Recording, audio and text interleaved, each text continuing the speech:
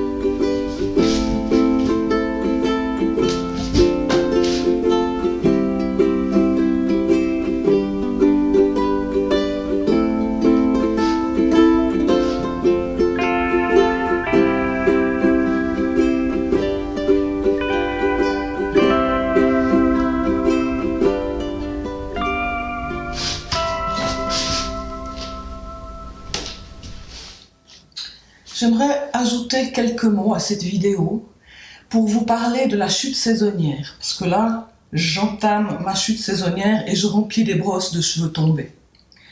Alors, cette chute saisonnière, elle inquiète beaucoup de gens. C'est assez légitime parce qu'on ne peut pas savoir si on est en chute saisonnière ou si on entre dans un truc pathologique. Alors, comme il y a vraiment beaucoup de choses à dire à ce sujet et que j'ai suivi mon cas personnel sur des années, j'ai fait des comptages, j'ai fait des estimations, je vous montrerai tout ça en temps voulu, j'aurais voulu dire deux mots par rapport au fait qu'il n'est pas bien de se comparer à d'autres personnes. Parce que j'ai eu des visiteuses de ma chaîne qui m'ont demandé combien de cheveux je perdais dans l'idée d'avoir une comparaison pour elles-mêmes. Alors, il ne faut pas faire ça. Parce que vous pouvez totalement être paniqué en vous rendant compte que vous perdez le double de cheveux qu'une autre personne et puis en fait, dans votre cas, ce serait tout à fait justifié. Je m'explique.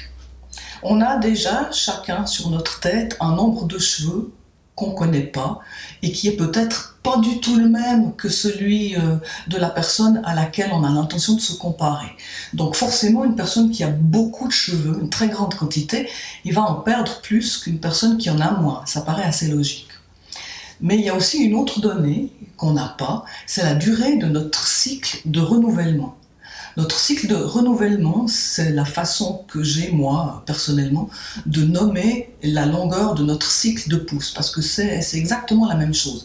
C'est-à-dire que si votre cycle de pouce est de 5 ans, c'est-à-dire chacun de vos follicules construit en continu un cheveu pendant 5 ans, et au bout des 5 ans, ce cheveu tombe et le follicule recommence un nouveau cheveu pour un nouveau cycle de 5 ans, ça veut dire que vos cheveux ne resteront sur votre tête que pendant un laps de temps de 5 ans.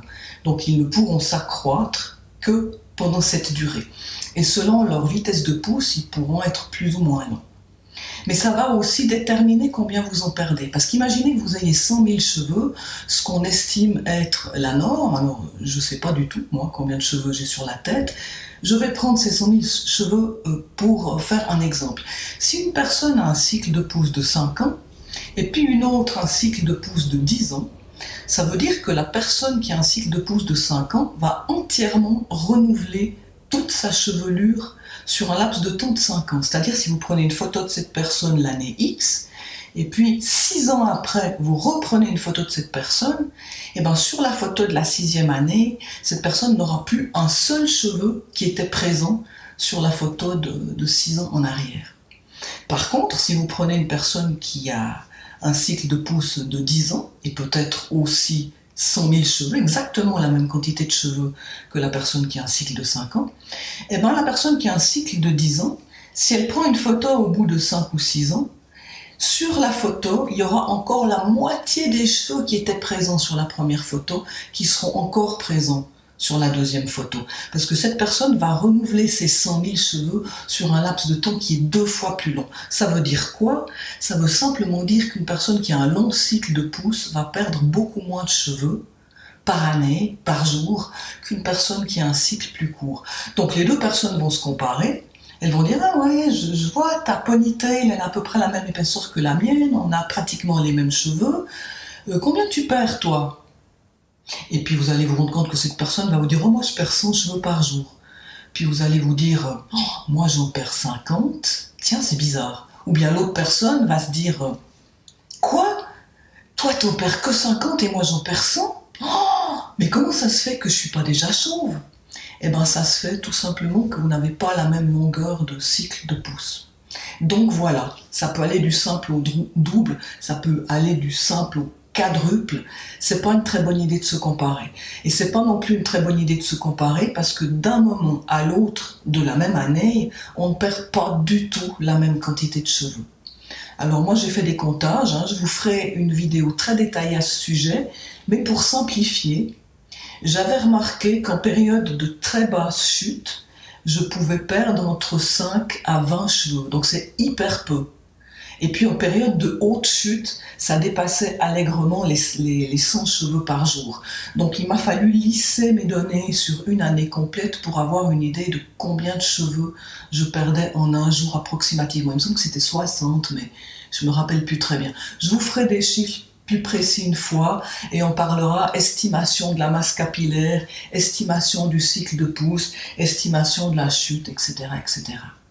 Mais voilà, c'était juste pour essayer de vous faire relativiser. Si tout d'un coup vous voyez quelqu'un qui perd beaucoup moins de cheveux que vous, ça ne veut pas du tout dire que vous êtes dans un schéma anormal, pathologique ou malsain.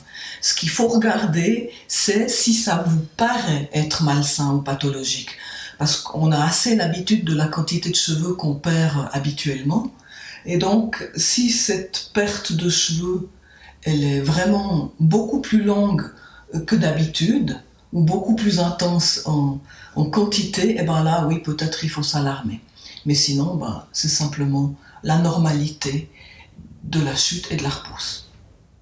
Voilà. Alors, dans l'attente d'une nouvelle vidéo un petit peu plus riche en contenu que ce point de la situation, je vous embrasse tous, je vous souhaite une bonne continuité, prenez soin de vous et amusez-vous avec vos cheveux.